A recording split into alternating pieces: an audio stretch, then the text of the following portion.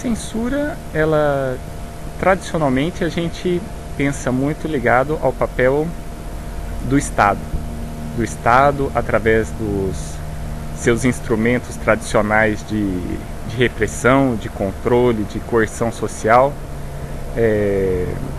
coibir informações, coibir condutas, coibir posturas políticas, mas há também a censura cotidiana, principalmente relacionada à moral, que as pessoas colocam como as tradições, a necessidade de zelar pelas tradições, pelos chamados bons costumes, e é uma censura que está dentro de casa, um filho diante dos pais que são conservadores quanto a algumas posturas, é uma censura que alguns setores da sociedade sofrem mais, como por exemplo as mulheres, apesar de todo um processo que temos desde os anos 60 de igualdade, de liberação sexual, sabemos como das mulheres geralmente é cobrado uma postura, uma moral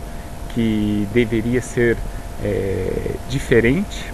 Então a censura, qualquer forma de censura é sempre coibir a autonomia do sujeito, é coibir a individualidade, mas talvez essa censura cotidiana, talvez ela seja ainda mais, é um pouco complicado quantificar, mas talvez ela seja mais cruel que a censura do Estado, porque é uma censura que não é clara, é uma censura que parece que o inimigo não é tão claro. O inimigo está nas ruas, está dentro de casa, está com a família. Então se torna talvez um pouco mais difícil conhecer, e sendo mais difícil conhecer, combater e poder fazer frente. Então a censura, ela está presente no Estado, ela está presente nas tradições, ela está presente nos costumes, ela está presente dentro da família, da escola. Algo importante, eu acho que relacionado a isso também, e que muitas vezes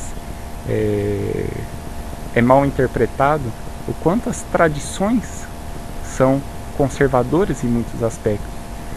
Claro, é necessário preservar tradições culturais, é necessário conhecer tradições culturais, mas muitas vezes a gente não se pergunta o que a tradição tem de conservadora.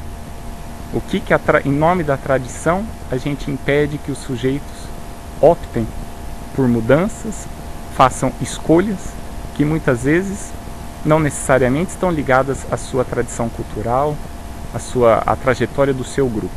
Eu acredito que sim. Acredito que um resultado dessa censura moral cotidiana, se resume na violência às mulheres, mas podemos pensar nos homossexuais. Eu acredito que hoje em dia, talvez esse tipo de censura caseira, digamos assim, familiar, talvez seja ainda muito mais forte com os homossexuais do que com as mulheres. As mulheres, de algum modo, elas têm conseguido se firmar socialmente nos últimos anos, talvez. Isso qualquer pesquisa mostra, como as mulheres, em muitos casos, são maioria nas universidades, são maioria nas escolas, como as mulheres têm se tornado cada vez mais chefes de família.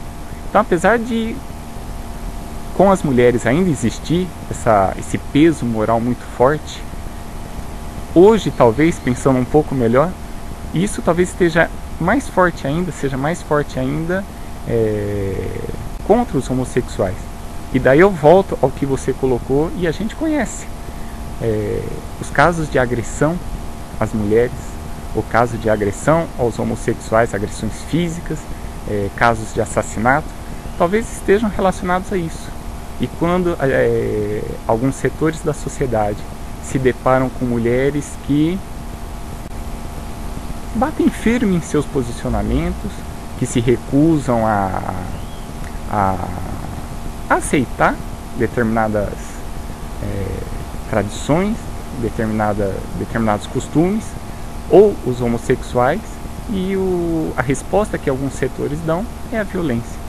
A gente escuta muito, né, socialmente, uma espécie de senso comum, dentro de sala de aula, muitas vezes, leis contra racismo, leis contra homofobia, estão coibindo a minha opinião sobre esses grupos, estão coibindo a minha liberdade de exprimir a minha visão negativa sobre esses grupos. Aí é uma confusão que é muito recorrente na sociedade, de confundir liberdade de expressão com liberdade no sentido banalizado da palavra. Liberdade de expressão é você ter a liberdade de se firmar socialmente e, evidentemente, poder contribuir com que outros setores se firmem também. Então, uma liberdade que visa prejudicar a afirmação de grupos, uma liberdade de expressão que alimente preconceitos esses que impedem a afirmação social desses grupos, não pode, de modo algum, na minha opinião, ser considerado liberdade de expressão. É uma liberdade que visa coibir a liberdade de alguns setores. Então, é como se anulasse, ficasse essa liberdade anulando outra. Quando a gente fala em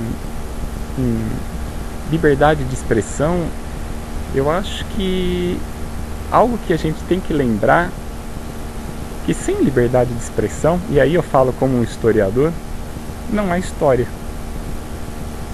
Sem liberdade de expressão, os homens, os grupos, os sujeitos não agem, não conseguem estabelecer parcerias, não conseguem colocar suas ideias. Eu acredito que, como síntese da importância da liberdade de expressão, é que sem liberdade de expressão não há história, não há questionamentos, não há avanços, não há sonhos, não leva os homens a buscar transformar a sua realidade.